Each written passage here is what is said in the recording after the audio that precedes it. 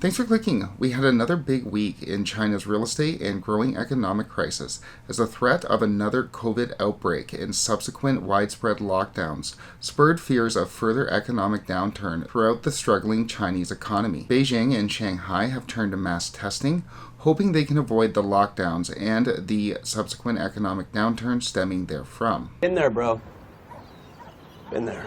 The threat of more lockdowns came amid news that China's economy is showing some very promising signs after it emerged from the previous lockdowns.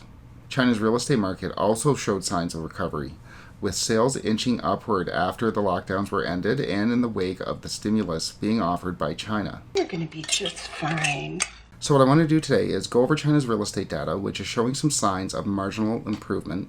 Then I want to go over its economic data, which showed a major recovery after the lockdowns ended in May. Then I'm going to take a look at how China's zero COVID strategy is continuing to threaten its recovery. China's ability to get its economy back up and going again, back up in producing, will have a big impact on us here in the West, on our own economies and our own inflation rates. So we'll have our China updates every week on this channel on Fridays. If you want to get those updates, make sure you click like and subscribe. But for now, let's get into this real estate data.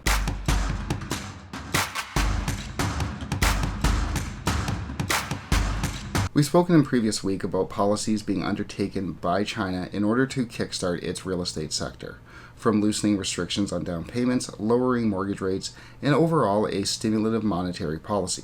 And it looks like those loosening of restrictions are starting to work. Thank you. China's real estate sector fell at a slower pace in the month of May than it did in April. In May, it fell at 31.8%, compared to April's 39%. So China's real estate sector is still falling, though at a slower pace. I told you they were marginal improvements. Further, China saw a $43 billion increase in the amount of mortgages being taken out. Granted, that's nearly half of the amount of mortgages taken out during the same period last year. However, it's still an improvement from what has been basically a stagnant real estate market for the past few months. Anything else I could do for you? With that said, it's still not clear that China's real estate developers will be able to effectively recover both from the lockdowns and from the ongoing real estate crisis. Concerns are growing in China that with the lockdown suppressing sales, real estate developers might not be able to recover as fast as one would hope, and a resumption in sales won't be enough to stave off further defaults. Further, it was reported this week that the real estate developers that are able to purchase new land, that do have the funds and are not currently in default, are shying away from purchasing new developments as they are fearful of going the way of Evergrande, Genro, Sunac, Kaisa, etc. With that said, it does look like China's real estate sector is going to be getting some help as the economy showed some major signs of improvement in May in the post-lockdown era.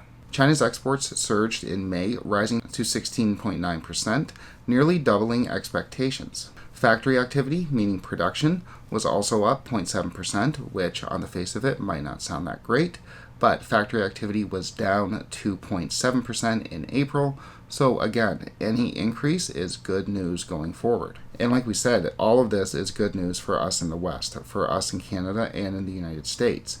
With so much of China's economy shut down for months on end, the price of their goods skyrocketed, which, with China being the world's factory, increases the price of our goods, which increases the price of our inflation, which causes an increase in our interest rates to tame down that inflation. So, China is starting to open back up, China is starting to produce, China's factories getting online is definitely good news for us. For their part, Chinese stocks were up all across the board early on this week as investors look to cash in on China's apparent recovery.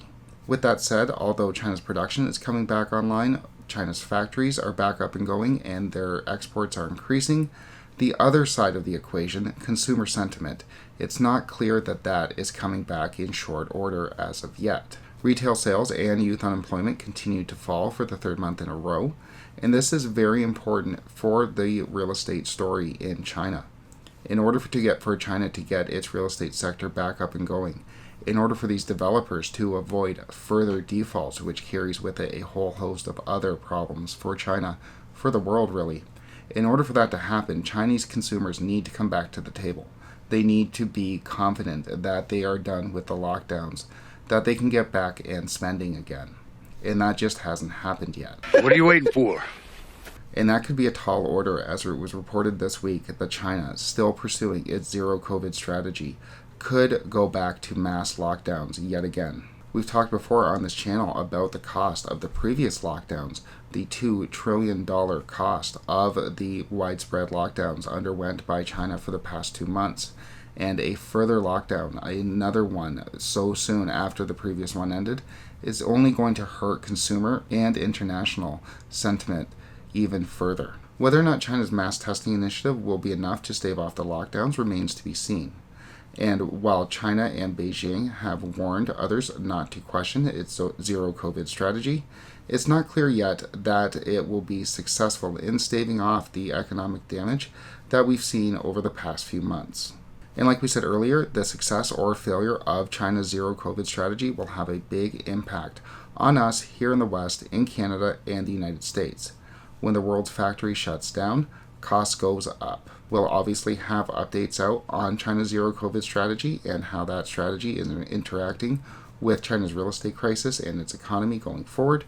If you want to get those updates, make sure you click like and subscribe.